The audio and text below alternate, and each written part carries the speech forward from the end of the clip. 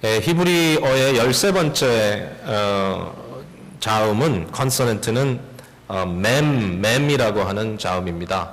영어로는 M자 발음이 나겠고요. 우리 한국말로는 미음 발음이 납니다. 실제로 이 맴이라고 하는 이 자음은 두 가지 형태로 그 모양이 쓰여지는데 그 중에 하나는 우리말의 미음하고 아주 유사하게 생겼습니다. 거의 동일하게 생겼습니다. 그래서 특별히 좀 마음에 여러분들이 이렇게 기억했으면 좋겠습니다.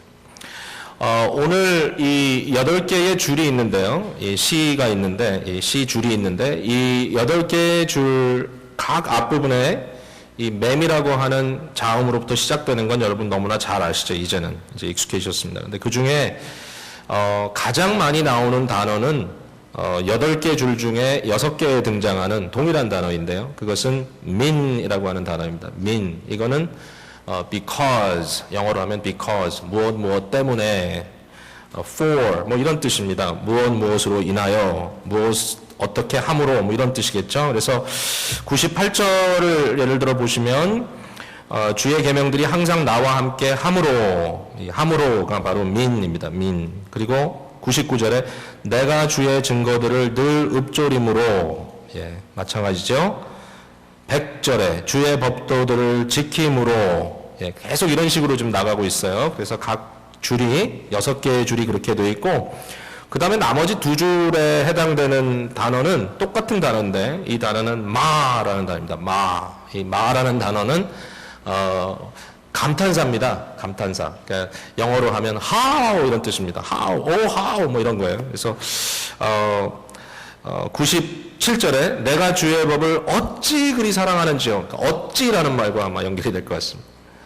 Oh, how I love your word. How I love your law. 뭐 이런 거고요. 그 다음에 100절에도 등장합니다. 주의 말씀의 맛이 내게 어찌 그리 단지요. How sweet. 뭐 이렇게 나가는 거죠. 그래서 이 감탄사로 나오는 이 마라고 하는 단어. 그래서 아주 간단하게 이 두 단어로 8줄을 다 해결해 버렸습니다. 그런데 이제 이거는 조금 그냥 공부하는 차원에서 우리가 얘기를 한 거고요. 사실상 오늘 본문에 나오는 2개의 중요한 개념이 있다면 그 중에 하나는 주의 말씀을 사랑한다. 이 사랑하는 것, 좋아하는 그런 개념이에요. 주의 말씀을 좋아합니다. 주의 말씀을 사랑합니다. 그리고 또 하나의 이제 중요한 개념은 지혜, 명철 이런 겁니다. 그래서 이 두 가지의 이 개념 또는 단어가 오늘 본문을 주장하고 있기 때문에 오늘은 좀 간단하게 이 두 가지를 우리가 함께 보고 본문의 의미를 통하여 말씀의 은혜를 좀 받았으면 좋겠습니다. 자, 첫 번째 포인트는 주의 말씀을 사랑합니다라고 하는 이 사랑의 개념이에요. 우리가 이미 반복해서 읽었습니다마는 97절에 내가 주의 법을 어찌 그리 사랑하는지요. 내가 그것을 종일토록 하루 종일 묵상합니다. 작은 소리로 계속 입을 벌려 그 말씀을 묵상합니다. 내가 주의 법을 어찌 그리 사랑하는지요. 얼마나 주의 법을 사랑하고 좋아하냐면은 여기 100절에 역시 103절에 역시 우리가 같이 반복해서 읽은 것처럼 주의 말씀이 너무 달다 그래요. 내 입에 너무 답니다. 내 입에 꿀보다 더 답니다. 말씀이 어떻게 이렇게 달 수 있을까? 교회 출석하신 지도 오래 안 되고 예수님 영접하고 세례 받으신 지도 그렇게 오래 안 되시는 분들 중에도 가끔 저한테 그런 얘기를 하세요. 성경을 보기 시작했는데 그 말씀이 얼마나 그렇게 재밌는지 모르겠다고. 말씀이 너무 달대요. 귀한 일이죠. 너무 귀한 일입니다. 그런데 제가 오늘 이 포인트를 함께 나누면서 여러분과 확인하고 싶은 얘기는 뭐냐면 근데 이 말씀이 굉장히 좀 감성적이고 감정적이고 그렇습니다. 그렇지만 이것이 그냥 감정만 이어서는 안 된다라고 하는 겁니다. 우리처럼 좀 감성이 굉장히 이렇게 좀 풍성한 그런 문화 또는 민족들로서는 이 신앙의 이슈를 굉장히 감성적으로, 감정적으로 이렇게 이해하고 또는 경험하는 것을 상당히 자연스럽게 생각합니다. 심지어는 우리 자녀 세대도 그래요. 우리 자녀 세대도 보면은 굉장히 감성적인 것 같아요. 제가 그 어린 학생들 사역할 때 제일 그 중요하게 생각했던 게 이제 수양회 같은 데 가면 한 번씩 울려야 돼요. 울지 않으면 은혜를 못 받았다 그러니까. 그래서 이 수양회 마지막 날 밤에 울리기 위해서 아주 기도하고 좋은 예화들을 준비하고 특별히 제일 슬픈 예화들. 그래서 이런 예화를 통해서 한번 마음이 흔들리고 눈물이 쏟아지고 이러면 다 끝나고 은혜 받았다고 난리가 납니다. 캠프파이어 할 때 막 회개하고 막 서로 사랑한다고 고백하고 굉장히 감성적입니다. 그래서 감정적인 요소가 굉장히 중요합니다. 자, 그런데 여러분 그 예수님께서 이 말씀에 대한 이야기를 하실 때 이런 비유를 얘기하셨습니다. 여러분 잘 아시는 얘기죠. 씨 뿌리는 비유. 그러니까 예수님께서 씨를 뿌리는 비유를 얘기하면서 어떤 농부가 씨를 뿌리러 갔는데 여러 종류의 밭이 있다 그랬어요. 길바닥 같은 밭도 있고 돌짝밭도 있고 가시밭도 있고 그 다음에 옥토가 있다. 근데 여러분 가시밭 기억하시죠? 가시밭에 떨어진 씨앗은 처음에는 그 떨어진 씨앗을 너무 기쁘고 감사하게 받아요. How sweet 이러면서 받아요. 그런데 문제가 뭐냐면은 그 씨앗이 자라나면서 세상의 염려와 유혹 때문에 그냥 푹 꺼져버린다는 거죠. 그걸 보면 오늘 여기에 시편 기자가 물론 시니까 시는 워낙 감성적이어야 되니까 여기에 이처럼 감탄사를 2번이나 사용하면서 내가 주의 말씀을 얼마나 사랑하는지요, 주의 말씀이 얼마나 내 입에 단지요 이렇게 한 것을 하나의 감정적인 폭발로, 감정적인 해소로만 봐서는 안 된다라는 거죠. 여기에 그것보다 더 중요한 어떤 내면적인 메커니즘을 좀 찾아봐야 되겠다라는 거죠. 근데 그게 힌트가 있어요. 104절에 보면 주의 법도들로 말미암아 내가 명철하게 되었으므로 내가 거짓 행위를 미워하나이다 이렇게 얘기합니다. 미워하나이다. 이게 굉장히 중요한 것 같아요. 그러니까 이 감성이 좋은 건데 이게 그냥 단순히 감정적인 신앙이나 감정적인 종교가 아니고 여기에는 도덕성이 들어가 있다는 거예요. 도덕성. 하나님의 말씀은 내가 사랑합니다. 그러나 하나님의 말씀에 상반되는 거짓된 것은 내가 미워합니다. 아주 반대되는 2개의 단어를 쓰면서 하나님은 사랑합니다. 그러나 하나님이 싫어하는 건 나도 싫어합니다. 이것은 단순히 감정이 아니죠. 여기에는 어떤 도덕적인 캐릭터가 마음속에 들어가 있는 거죠. 여러분 그걸 잘 보셔야 됩니다.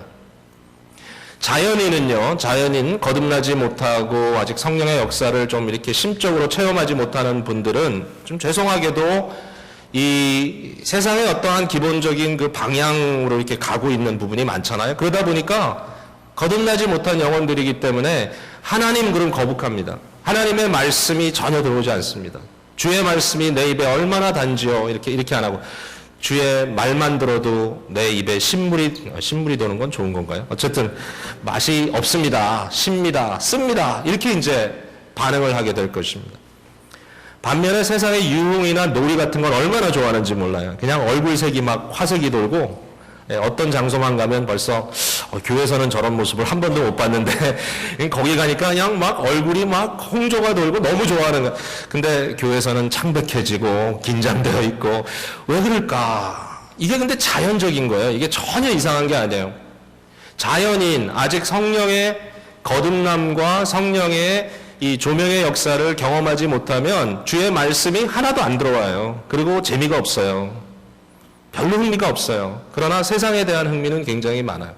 그러니까 오늘 여기에 이 시편 쓰고 있는 이 시인이 이 말을 하는 것은 완전 거꾸로예요. 하나님 주의 말씀은 너무 답니다. 주의 말씀은 너무 귀에 쏙쏙 들어옵니다. 주의 말씀은 입에 대면 꿀송이보다 답니다. 그러나 주님께서 기뻐하지 않는 것, 세상에 거짓된 것, 죄악들은 미워합니다. 그러니까 이게 절대로 거저 생기는 게 아니라는 것입니다. 물론 하나님의 은혜로 주시는 거죠. 이게 바로 믿음의 모습인 거죠. 믿음이라는 것입니다. 믿음이 있는 자에게는 하나님의 말씀이 달고 사랑스럽고, 믿음이 없으면 안타깝게도 그렇지 않습니다. 하나님께서 우리에게 은혜를 주셔서 우리의 믿음이 성장해 나감으로써 점점 더 주의 말씀의 깊이를 알고 말씀을 더 깊게 달게 체험하는 것, 은혜입니다. 이 믿음이 저와 여러분에게 있어야 되겠습니다. 여러분 그렇지 않습니까? 믿음. 우리 미국 역사 속에 유명한 신학자인 조나단 에드월드라고 하는 그 분이 계세요. 1700년대에 매사추세츠를 중심으로 활동하셨던 분인데, 유명한 분이죠. 근데 이분이 굉장히 그 지성적이고 지적인 분인데, 아울러 이분은 그 신앙의 어떤 이 감성적인 요소를 굉장히 강조했어요. 전인적이어야 된다. 그래서 그분이 말씀하시기는 진정한 구원은, 진정한 은혜는 우리의 거룩한 감성을 불러일으킨다 그랬습니다. Holy affection. 근데 그렇다고 해서 그분은 감정적인 것만을 얘기한 게 아니고요. 굉장히 전인적인 걸 얘기했습니다. 그러면서 믿음을 어떻게 설명했냐 하면은 그것을 우리 마음속에 있는, 그러니까 영어로 그분이 썼으니까 이렇게 썼어요. Fitness of the heart for God. 하나님을 향한 마음의 fitness. 물론 이 피트니스라는 것은 여러분 요새 헬스 클럽 같은 데 가서 피트니스 한다 그러죠. 뭐 그런 의미도 없지 않겠어요. 뭐 건강함 이런 것도 되지만 그것보다 딱 맞음, 피팅 한다는 거죠. 맞아 떨어진다는 거죠. 주의 말씀이 들어왔을 때 내 마음에 딱 맞아요. 이 마음에 딱 흡족해요. 마음에 딱 만족스러워요. 마치 꿀을 입술에 대면 만족스러운 것처럼, 맛있는 음식을 먹으면 좋아지는 것처럼, 기분이 상쾌해지는 것처럼 주의 말씀이 내 마음에 들어올 때 그 말씀이 내 마음에 fitness가 생긴다. 이 fitness가 날이 갈수록 성장해 나가면서 믿음이 성장하고, 믿음이 성장할수록 주의 말씀에 대한 craving이, 갈망이 점점 깊어지는 거죠. 하나님을 사모하고, 하나님을 신뢰하고, 하나님을 사랑하고, 목마른 사슴이 시내를 찾아 헤매이듯이 나의 영혼이, 나의 소울이 주님을 찾아, 주님을 사모하여 헤매고 있다, 찾고 있다. 이런 고백이 나오는 것처럼 정말 주를 향한 갈망이 마음속에 생겨난다라고 하는 것입니다. 사랑하는 성도 여러분, 여러분이 구원받았다라고 하는 중요한 증거 중에 하나가 하나님의 말씀에 대한 맛을 알기 시작했다는 것입니다. 하나님의 말씀이 맛있습니다. 이 입에 입맛이 생겨야 되는 거예요. 그쵸? 여러분 똑같은 음식인데도요, 어떨 때는 맛있고 어떨 때는 맛이 없어요. 똑같은 음식인데도. 특별히 여러분 기억하시죠? 만약에 질병이 생겨서 고열이 났다든지 그러면 입맛이 바뀌어요. 감기를 아주 심하게 앓고 조금 기운을 차려가지고 그토록 좋아하던 음식, 좋은 식당에 가서 음식을 먹어도 그 맛이 안 나요. 왜 그렇죠? 입맛이 바뀌었어요. 음식은 똑같아요. 하나님의 말씀은 똑같아요. 어떤 사람한테는 달게 주고 어떤 사람한테는 쓰게 주는 게 아니에요. 똑같아요. 그러나 입맛의 상태에 따라서 그 맛이 달 수도 있고 그 맛이 쓸 수도 있어요. 어떤 사람들은 너무너무 감사하고 너무너무 행복하고 너무너무 즐거워하는데, 반면에 어떤 분들에게는 전혀 맛이 없어요. 지금 마음의 상태의 문제입니다. 입맛이 땡기질 않아요. 이게 이제 좀 영구한 문제하고 템포러리 문제가 있을 수 있어요. 가끔 우리의 생각이 너무 복잡하고 우리의 믿음이 흔들리고 삶의 곤란하고 어려움 때문에 좀 힘들 때 가끔 말씀이 겉돌 수도 있어요. 그건 이해해요. 그러나 더 중요한 것은 성령의 은혜를 내가 아는가, 성령의 역사를 내가 아는가. 여러분, 하나님의 말씀에 대한 입맛을 챙기셨습니까? 네, 중요합니다. 하나님을 사랑합니까? 우리의 마음에 그런 맛이 들어야 된다는 거죠. 이 맛이 생긴다고 하는 것은 혀의 문제만은 아닌 것 같아요. 제가 여러분 뭐 아시지만 13살에 이제 북미주로 이민을 왔습니다. 한국에 살 때도 조금 아주 스포일된 아이였던 것 같아요. 제 기억에는 뭐 이렇게 김치 이런 거 싸주면 싫어하고, 도시락에도 꼭 소세지, 계란말이, 뭐 그때도 케찹 뭐 이런 거 좋아하고 그랬던 기억이 나는데 좀 이렇게 뭐 소위 서구적인 음식을 좀 좋아했던 것 같아요. 제가 이민을 딱 왔는데요. 어린 나이에 이민을 왔는데 음식이 너무 맛있는 거예요. 공항에서 딱 내렸는데 저희를 픽업하신 분이 제일 먼저 어디를 데리고 가냐면 맥도날드를 데리고 가셨어요. 지금 기억이 나요. 그때 먹었던 분명히 빅맥이었던 것 같아요. 이렇게 이상하다, 신기하다, 햄버거가 몇 층이네 막 이러면서 먹었던 것 같아요. 근데 햄버거는 햄버거인데 그때 그 먹으면서 너무 맛있게 먹었던 게 프렌치 프라이즈. 야, 세상에 이런 게 있네. 그 따끈따끈한 걸 갖다가 케찹에다 딱 찍어, 제가 그렇게 좋아하는 케찹에다 찍어가지고 그걸 입에 넣는데 막 흥분되는 거예요. 너무 맛있어요. 야, 역시 여기는 천국이구나. 그러면서 먹었던 기억이 납니다. 그리고 제가 계속 자라면서요, 한국 음식을 별로 안 좋아했어요. 김치 같은 거 잘 안 먹고, 괜히 튕기면서 안 먹고, 뭐 된장찌개 이런 거 안 먹고, 김치찌개 이런 거 안 먹고, 뭐 걸쭉한 이런 거는 그냥 입에도 안 대고 별로 안 좋아했어. 뭐 겨우 볶음밥, 오므라이스 뭐 이런 거나 먹고 그랬는데 확 바뀐 거 있죠. 그게 언제 바뀌었냐면 이제 대학교를 가서 제가 1, 2학년 때도 아니고 한 3학년 때쯤 됐을 때 대학교에 가서 유학생들을 사귀기 시작했어요. 유학생들. 근데 그때 80년대니까 80년대 한국에서 온 유학생들이 얼마나 그 문화가 얼마나 좀 파격적입니까? 저항의 시대고 데모하다 온 사람들, 이런 사람들이니까 그런 얘기를 듣는데 막 무용담처럼 들리고 나도 한국에 가서 돌도 좀 던져보고 싶고 막 이런 그런 느낌 속에 갑자기 막 애국심이 막 속에서 불타듯이 올라오고 뭐 타도하자 그러고 막 이러면서 같이 둘러앉아가지고 한국 음식을 먹는데 그 음식이 얼마나 맛있든지 제가 그때 이후로는 한국 음식을 더 좋아하지 않습니까? 그래서 그때 생각을 해보니까 이게 입맛이 아니라 여긴가 보다. 전인격적인 거죠. 주의 말씀이라는 것을 이야기할 때도 우리가 너무 쉽게 그냥 뭐 머리로 믿는다 이런 거 아니에요. 전인격적으로. 그 말씀이 단순히 우리의 감성을 타치하는 것이 아니라 실제로 우리의 인격 안에 들어와서 변화된 인격 속에 그 말씀이 fit 할 때, 이 말씀이 딱 맞아 들어갈 때, 너무 답니다. 너무 꿀처럼 답니다. 꿀보다 더 답니다라고 하는 표현이 나올 수 있는 거죠. 제가 오늘 정말 이 시간에 우리 이 자리에 말씀을 들으시는 모든 분들에게 주님의 은혜로 정말 요청하고 갈망하는 것은 주의 말씀이 땡기는 입맛이 여러분의 삶 속에 전인격적으로 임하게 되기를 간절히 축복합니다. 예, 그렇게 되시기 바랍니다. 그리고 두 번째는 이 달고 오묘한 말씀이 우리에게 지혜를 준다, 지혜롭게 한다라는 것입니다. 주의 말씀이 우리를 지혜롭게 한다. 굉장히 재밌어요. 여기 보니까 지혜에 대한 이야기를 하면서 몇 단계로 이렇게 얘기를 합니다. 98절에 보니까 이렇게 써 있습니다. 주의 계명들이 항상 나와 함께 함으로 그것들이 나를 원수보다 지혜롭게 합니다. 나의 대적자들보다 내가 더 지혜롭습니다. 그 다음에 99절에 보니까 내가 주의 증거들을 늘 읊조림으로 나의 명철함이 나의 모든 스승보다 낫습니다. 나의 선생님들보다 내가 더 지혜롭습니다. 100절에 주의 법도들을 지킴으로 나의 명철함이 노인보다 낫습니다. 나보다 삶의 경험이 많고 세상을 더 오래 살고 많은 것들을 배우신 분들보다도 내가 더 지혜롭습니다. 이런 얘기예요. 이런 이야기를 들으면서 여러분 어떤 생각이 드세요? 아마 이 시인은 비교적 연소한 사람이었고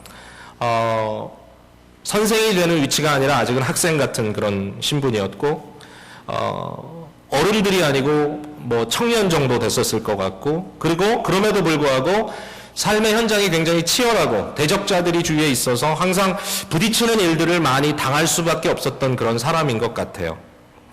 이러한 삶의 현장에서 상당히 불리한 위치에 있는 것처럼 느껴지는데 그가 놀라운 고백을 하는 거예요. 주의 말씀이 내 입에 달고 주의 말씀이 내 생각을 채우고 주의 말씀이 나의 삶의 아름다운 어떠한 체계로 자리를 잡으면서 주의 말씀을 사랑하고 악을 미워하고 거짓된 증거들을 행위들을 미워하는 나의 삶 속에 어떤 역사가 일어났냐면은 지혜가 생겼는데 그 지혜를 통하여 나의 시니어들보다도 내가 더 지혜롭게 행하고 나의 랍비들보다도 내가 더 지혜롭고 심지어는 나의 대적자들보다 내가 지혜롭다. 이 모습을 생각하면 저는 딱 이제 생각나는 예수님의 모습이 생각납니다. 어린 시절에 부모와 함께 예루살렘에 가셨다가 거기에서 회당에서 그 어른들 사이에 끼어가지고 이 어린 예수님이 그들과 함께 대화를 나누며 질문하며 답하는 그런 모습이 나옵니다. 부모들은 너무 놀랬죠. 돌아가는 길에 가다 보니까 예수님이 안 따라오신 거예요. 돌이켜서 보니까 그러고 있어요. 근데 그 모습을 보면서 사람들이 뭐라 그랬습니까? 사람들이 그의 질문과 그의 답하는 것에 놀라더라. 너무 지혜롭기 때문에. 어린 예수. 그러나 그 어린 예수는 랍비들보다 지혜롭고 시니어들보다 지혜롭고 그 가운데 하나님의 지혜를 보여주고 있었습니다. 왜? 그는 곧 성육신하신 하나님의 말씀이셨기 때문이죠. 말씀이 그를 채우고 있었기 때문에. 하나님의 말씀이 나를 채우니까 내가 지혜로워졌습니다. 지혜로워졌습니다. 자, 그런데 여기 특별히 나의 그 원수들보다 나의 대적자들보다 내가 지혜롭다라는 말을 중심으로 한번 생각해 보면 이 지혜가 과연 어떻게 하는 것일까라는 질문을 해봄직합니다. 언뜻 보면요, 나의 대적보다 지혜롭다라는 말을 들어보면 마치 무슨 전쟁을 치르는데 그 전쟁을 할 때마다 참모가 있지 않습니까? 한쪽에. 그럼 그 참모가 얼마나 좋은 어드바이스를 하느냐에 따라서 전쟁을 이길 수도 있고 질 수도 있잖아요. 그래서 마치 삼국지에 나오는 뭐 제갈공명 같이 뭔가 이렇게 상대를 꿰뚫어보고 상대의 허점을 알고 그러므로 바르게 공격해가지고 그 사람을 넘어뜨리고 무너뜨리는 그런 지식이 지혜가 있다라고 자랑하는 것 같은 그런 모습이에요. 내 원수들보다 내가 더 지혜롭다. 머리로 대결해서 이긴다. 근데 아무리 생각해도 그런 말씀을 하고 계시는 것 같지는 않다는 생각이 듭니다.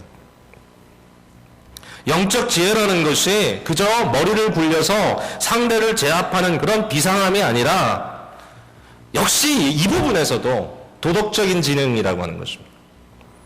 마치 감성이 도덕적인 감성이 되듯이 이 지혜 역시 도덕적인 지능이요 도덕적인 지혜가 된다라는 거예요. 그 무슨 말이냐? 이 말은 관계성 속에 대적을 남을 능가하는 도덕적 지혜로서 살아가는 법을 배웠다라고 하는 것입니다. 이 부분이 너무 마음에 와서 다요. 저는요. 제가 이렇게 한번 설명해 볼게요. 여러분, 삶의 가장 중요한 게 뭡니까? 관계입니다. 관계. 사람들과의 관계. 저는 관계만큼 더 중요한 건 없다는 생각이 점점 들어가요. 살면서. 사람들과의 관계를 여러분 살면서 하나씩 둘씩 다 이렇게 쳐낸다고 생각해 보세요. 관계를 쳐내요. 나중에는 정말 외롭습니다. 너무 홀로섭니다. 홀로서기가 어떨 때는 신앙적으로 결단해서 쓸 때도 있지만 그러나 나의 삶에 내가 관계들이 제대로 맺혀지지 않기 때문에 또는 유지되지 않기 때문에 끊임없이 사람들과의 관계를 쳐낸다면 그것은 진짜 비극이에요. 여러분의 관계는 어떻습니까? 지혜는 저는 관계와 연결되는 거라고 생각합니다. 혼자 지혜롭고 혼자 똑똑하다고 아무리 큰 소리 쳐도 아무 의미가 없습니다. 지혜는 사람을 얻어야 됩니다. 관계를 유지할 뿐만 아니라 키워나갈 수 있는 지혜와 그러한 능력을 요구를 하고 있는 것이죠. 뭐 이런 말도 있죠. 20대는 뭐 친구가 뭐 수도 없이 많은데 30대, 40대, 50대 나이가 들어갈수록 친구 숫자가 자꾸 줄어든다고. 저는 그게 당연한 부분도 있지만 어떤 면에서 인생이 좀 더 진지해지니까 그럼에도 불구하고 그것이 만약에 정말 숫자적인 개념으로 이해되는 거라면 비극이라고 생각합니다. 여러분 관계는 어떻습니까? 제가 지난주에 CVS 그 파마시에 갔었어요. 약을 하나 픽업하러. 근데 약을 이렇게 받으려고 기다리고 있는데 저쪽에 보니까 의자에 어르신 한 분이 앉아 계세요. 백인 분이었는데 연세가 많이 드신 것 같아요. 제가 보니까 한 80은 넘으신 것 같더라고요. 그래서 이제 거의 앉아 계신데 몸은 굉장히 크신데 아주 좀 불편한 것 같이 이렇게 좀 불편한 모습으로 걸터 앉아 계셨어요. 뭐 그냥 지나가면서 이렇게 사람 관찰하는 걸 좋아하니까 이렇게 보고 가는데 갑자기 그 순간에 어떤 다른 노인 한 분이 그분 앞으로 딱 오더니 굉장히 반갑게 그분에게 손을 내밀면서 악수를 청하면서 나는 누구다 그러면서 그분의 이름을 부르면서 이렇게 악수를 청합니다. 그랬더니 그분이 아주 이상하다는 눈초리로 당신 누구냐는 식으로 이렇게 쳐다보는 거예요. 앉아서. 누군지를 모르는 거예요. 그랬더니 이제 그 소개하는 사람이 하는 말이 당신 친구 누구누구 알지 않느냐. 표정이 변하질 않아. 얼굴 표정이. 앉아 계신 분이. 그때 그 사람들 통해서 내가 당신을 만났지 않았느냐고 자꾸 이렇게 얘기를 하는데 계속 얼굴 표정이 변하지가 않아요. 그러더니 나중에 하는 말이 뭐냐면 이 앉아 계신 노인 어른이 하는 말이 They're not my friends anymore. 예, 그 사람들이 더 이상 내 친구가 아닙니다. 이렇게 한마디를 딱 하더라고요. 그러니까 뭐 더 이상 대화할 거 없죠. 제가 그 얘기를 들으면서 진짜 마음이 싸늘하더라고요. 예, 80대 노인이 되신 분이신데 도대체 인생에 어떤 비극이 있길래 그렇게 반갑게 친하게 다가와서 친구 얘기를 하면서 인사를 하려고 하는데 they're not my friends anymore. 그 얘기를 들으니까 인생이 너무 슬퍼 보였어요. 여러분 살아가면서 they're not my friends anymore 이런 사람이 좀 많습니까? 주위에? 없을 수는 없겠죠. 우리가 살다 보면 가끔 믿었던 사람으로부터 뒤통수를 맞기도 하고 정말 등에 비수가 찔리기도 하고 그러니까 그러한 경험들을 통해서 삶에 대해서 점점 흥미가 떨어지고 인생이 지루하고 사람들이 두렵고 여러분 그렇게 살 수 있는 하나의 트랙이 있는 것 같아요. 시간이 지날수록 자기가 자꾸 이렇게 아이솔레이트 되고 자기 혼자인 것 같은 느낌을 자꾸 받게 되고 모든 사람들과의 관계가 너무 예민해지고 이러면서 점점 수축해 들어가는 그런 방법도 있지만 반면에 인생을 지혜롭게 산다는 것은 좀 다른 의미가 있지 않을까라는 생각이 들어요. 내가 나의 대적보다 지혜롭다는 말이 무슨 말일까요? 저는 이 얘기를 듣는데 요셉 생각이 나더라고요. 요셉과 그 형제들의 얘기죠. 요셉이 우여곡절을 통해 가지고 애굽의 총리 대신까지 올라갑니다. 그리고 10명의 자기 형들을 만나는 거죠. 그 형들은 누굽니까? 자기를 종으로 팔았던 자들입니다. 원수입니다. 과연 어떠한 상황이 벌어졌을 때 요셉의 일을 통하여 하나님 내가 주의 말씀을 너무 사랑함으로 내가 대적들보다 더 지혜로워졌다라는 말이 나올 수 있겠는가? 그 상황에서. 형들을 다 죽여버릴 수도 있었겠죠. 형들을 감옥에 다 쳐넣을 수도 있었겠죠. 그들을 영원히 잊어버릴 수도 있었겠죠. 그러나 요셉은 어떻게 합니까? 그들에게 도리어 안심을 시키고 결과적으로 뭐라고 얘기하냐면 내가 당신들이 팔았던 그 요셉입니다. 벌벌 떨고 있지 않았겠습니까? 두려워하지 마십시오. 나를 이곳으로 보낸 것은 당신이 아니고 하나님입니다. 생명을 살리기 위해서 나를 보냈습니다. 여러분 이게 지혜 아닙니까? 이게 하나님의 말씀 아니에요? 하나님의 꿈이고 하나님의 비전이고 하나님의 말씀이잖아요. 그 말씀이 머릿속에 들어오니까 어떻게 돼요? 사람을 잃어버리는 것이 아니라 심지어는 대적들도 자기 편으로 만들어버리게 된다는 것이죠. 그 엄청난 이해력, 포옹력, 사랑, 도덕적인 지혜. 성경에 몇 번이나 이런 얘기가 나옵니다. 악을 악으로 갚지 말고 선으로 악을 갚으라. 이게 지혜라 그랬어요. 원수 갚음은 하나님의 손에 있으니까 하나님께 맡겨버려라. 그가 심판하실 것이다. 남을 판단하지 말고 오직 너의 자리에서 사랑의 빛만 져라. 여러분 어떻게 이렇게 할 수 있을까요? 예수님이 그렇게 하셨어요. 예수님은 베드로와의 관계 속에서도 살펴보면 볼 수 있어요. 예수님이 가장 힘들고 어려웠던 시간, 십자가를 져야 되는 그 고난과 고뇌의 시간에 베드로라고 하는 가장 가까웠다는 이 제자가 예수님을 3번이나 부인했습니다. 나중에 베드로에 대해서 예수님께 와서 베드로 아세요? 그러면 저 같으면 그랬을 것 같아요. He's not my friend anymore. He's not my friend anymore. 그러나 예수님은 부활하셔서 제일 먼저 찾아가십니다. 아침 식사를 만들어 놓고 함께 와서 먹자 그러고 갈릴리 바닷가를 함께 거니면서 내가 나를 사랑하느냐, 내가 나를 사랑하느냐, 내가 나를 사랑하느냐 3번이나 물어보시면서 그의 심장에 비수를, 칼을 꼽는 것이 아니라 애정을 꼽습니다. 사명을 꼽습니다. 주님의 뜨거운 심장을 꼽아줍니다. 예수님의 모습인 거죠. 예수님과 사도 바울도 마찬가지예요. 바울이 예수님을 세상에서, 땅에서 가까이 이렇게 알고 그랬던 건 아니지만, 바울이 유대교에 너무 열심히 있다 보니까 예수 믿는 사람 다 잡아 죽이려고 했습니다. 예수님이 하루는 바울에게 나타납니다. 그 당시 이름이 사울이었죠. 그러면서 그에게 물어봅니다. 사울아, 사울아, 내가 어찌하여 나를 핍박하느냐. 그 말이 성난 음성은 아니었던 것 같아. 너무 애절한 음성이었던 것 같아. 그 말을 들은 사울은 하늘에서 쏟아져 내려오는 빛을 향하여 롤드, 주여, 누구시나이까? 당신이 도대체 누군데 나를 그렇게 애절하게 부르십니까? 네가 핍박하는 나사렛 예수다. 외면할 수 있었어요. 죽여버릴 수 있었어요.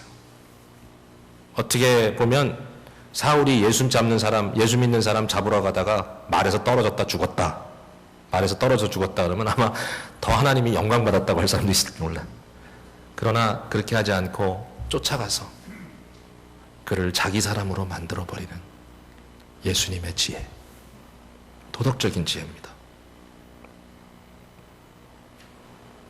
상대를 지혜로, 사랑으로 설득시켜 내 편에 서도록 만들 수 있는 것은 참 귀한 일이죠. 그게 대적보다 귀한 지혜입니다. 제가 이거 깨닫게 된 게 이렇게 오래되지는 않았어요. 얼마 전에 그런 생각이 들더라고요. 제 마음에. 어떤 생각이 드냐면, 야, 사람들이 너를 별로 안 좋아하는 것 같아. 이런 생각이 들더라고요. People don't like you. 갑자기 왜 그런 생각이 들었나 하면요. 제가 이렇게 살았던 과정을 보니까, 또 제가 하는 행동을 보니까 너무 똑똑한 체 하는 거예요, 제가.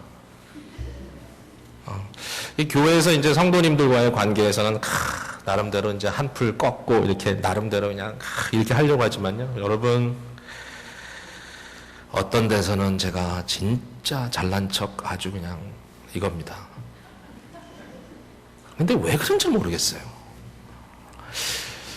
어른 목사님들도 계시고 어떨 때 가보면 정말 존경받는 그런 참 훌륭하신 분들, 제가 누구 그러면 그런 분들하고 같이 계셨어요. 예.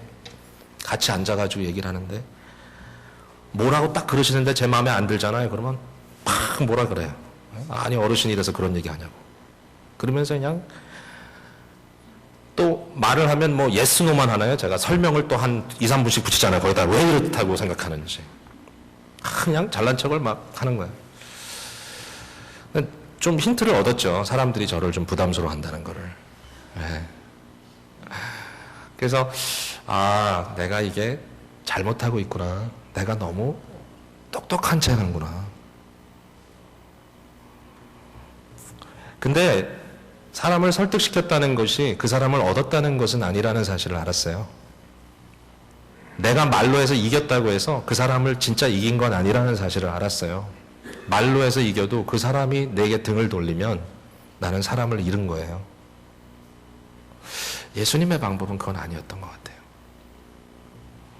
사람이 재산이라 그랬어요. 최인호 씨가 쓴 그 상도라는 소설이 있었잖아요. 드라마도 만들었지만 조선시대 유명한 장사꾼인 임상옥에 대한 얘기. 그 한 줄이 정말 잊어지지가 않아요. 그가 이렇게 얘기하잖아요. 장사는 돈을 남기는 것이 아니라 사람을 남기는 게 장사라고. 일반 은총의 영역에서도 이게 사실이에요. 특별 은총의 영역에서는 더욱더 그래요. 예수 그리스도의 마음이 우리 속에 부어졌을 때 나타나는 결과는 복잡한 게 아니에요. 위로 하나님과의 관계가 튼튼하게 맺어지고 옆으로 사람들과의 관계가 탄탄하게 맺어지는 겁니다. 그것을 다 외면한 채로 나 예수 잘 믿는다고 암만 똑똑한 채 해도 안타깝습니다. 그것은 지혜가 아닙니다. 무지입니다. 그래서 오늘 이 말씀을 맺으면서 우리가 함께 주님 앞에 간구해야 되겠어요. 주의 성령께서 우리의 마음속에 역사하셔서 주의 말씀이 꿀보다 달게 하시고 그 말씀이 나를 채울 때에 지혜롭게 하셔서 사람을 얻게 하여 주시옵소서. 여러분, 시간이 점점점 지나면서 관계들이 자꾸 끊어지는 게 아니라 더 따뜻하게 맺어지게 되시기를 바랍니다. 여러분, 홀로서기 영적인 유익을 위해서 독방에서 기도하기 위해서 하시는 건 좋아요. 그러나 그냥 혼자만 잘났다고 홀로서기는 절대로 하지 마세요. 지금 그런 분위기라면 빨리 돌이키세요. 인생이 외롭습니다. 사람을 사랑하십시오. 관계를 회복하십시오. 원수 같은 사람이라도 한번 궁리를 해보세요. 어떻게 하면 저 사람의 마음을 다시 돌릴 수 있을까? 기도하겠습니다. 이 시간에 우리 같이 기도할 때요, 아무래도 이거는 좀 이론적으로만 할 수 있는 건 아닌 것 같아요. 우리의 마음이 바뀌어야 돼요. 우리의 마음이 좀 체인지 돼야 돼요. 우리 마음 속에 믿음이라고 하는 피트니스가 생겨야 돼요. 하나님에 대한 피트니스. 영적인 입맛이 생겨야 되고요. 그냥 다 귀찮고 보기 싫으니까 그냥 돌아서는 것이 훨씬 편하다고 생각하는 그 마음 속에 사람들에 대해 긍휼히 여기는 마음이 들어와야 돼요. 이젠 지쳤다. 여러분, 지쳐 있을 수도 있습니다. 그러나 주님께서는 이 시간에 여러분의 지친 마음을 회복시키시기를 너무 원하십니다. 주님이 여러분을 사랑하십니다. 내가 나를 사랑하느냐, 내가 나를 사랑하느냐, 내가 나를 사랑하느냐. 그러면 사람을 사라, 사람을 얻으라. 주께서 말씀하실 것입니다. 주여, 나의 마음에 혼자서 잘났다는 생각 빨리 버리게 하시고,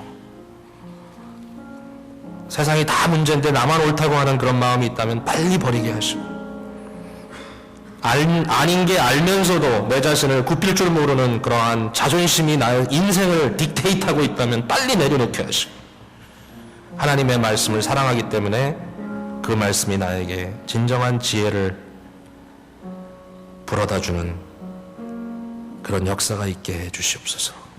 주의 성령께, 주님의 성령께 여러분의 마음을 내어놓고, 주여 성령님, 주의 음성에 듣겠습니다. 주의 역사 속에 내 마음을 맡기겠습니다. 이 시간에 여러분 한번 마음을 맡기고 기도하시겠습니까? 주님의 구원의 역사가 이 시간에 임하기를 바랍니다. 함께 기도합니다. 사랑